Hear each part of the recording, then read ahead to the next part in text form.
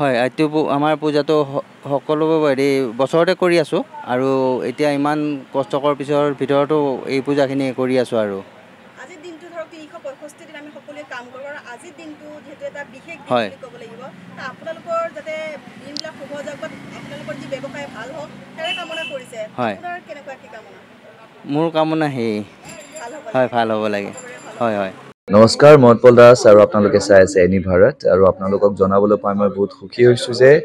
আমাৰ সকলোৰে মৰমৰ শ্ৰদ্ধা জুবিন গাৰ্গৰ গীতসমূহৰ ভিত্তিত এটা খুব সুন্দৰ ৰিয়েলিটি শ্ব' এনি ভাৰতে আয়োজন কৰিছে জুবিনৰ গানে কি আনে এই প্ৰথম ছিজনটোত অডিশ্যনছ আৰম্ভ হ'ব